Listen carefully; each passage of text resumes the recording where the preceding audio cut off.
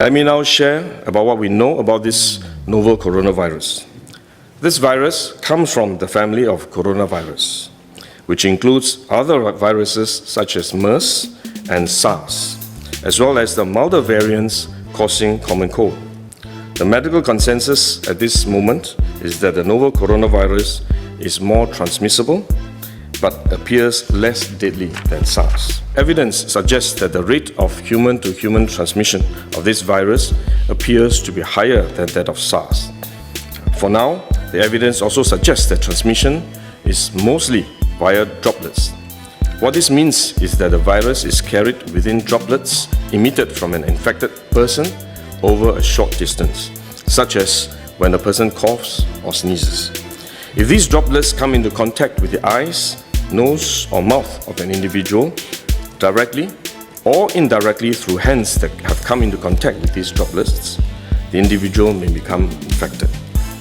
To clarify, there is no evidence currently to suggest that the virus is airborne.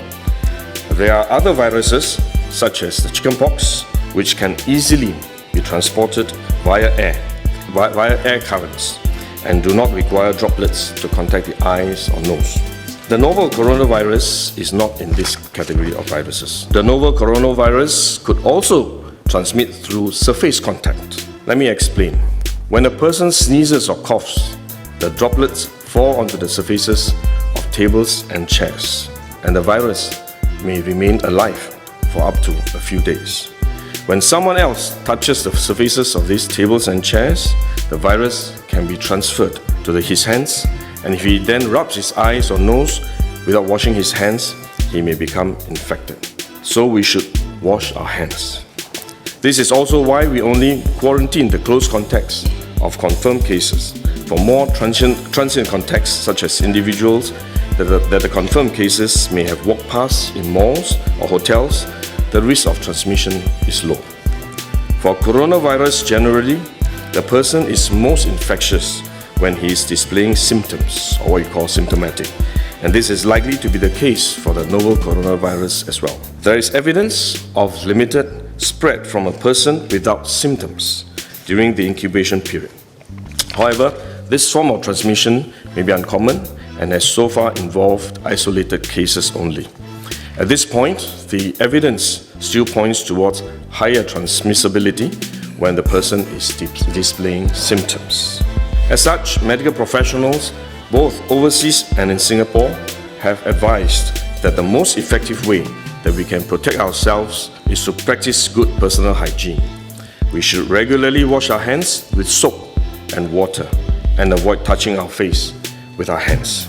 These may sound simple, but actually they are very difficult to do because all of us touch our face all the time. Even at a meeting when we have on this administrative task force, while I was speaking, I was touching my face until Minister Lawrence Wong nudged me with his elbow and said, "Stop touching your face." So it is simple but extremely difficult, but are actually very effective in preventing all kinds of infection. Potential infection from asymptomatic persons, in fact, is less likely to be from coughing or sneezing directly because they don't have symptoms. They are not sneezing or coughing, but more likely by touching contaminated surfaces, for which masks offer no protection. Wearing a mask when we are well often gives us a false sense of security instead, and we are more likely to touch our faces when we constantly adjust our masks, which is one way the disease spreads. At the same time, we need to protect others, our loved ones, friends, colleagues, and fellow Singaporeans that we come into contact with. If we are sick, we should rest and recover at home as far as possible. If we do need to go out to see a doctor, for example, we should wear a surgical mask to protect others. So this is when mask is needed, when we are unwell and have to go out.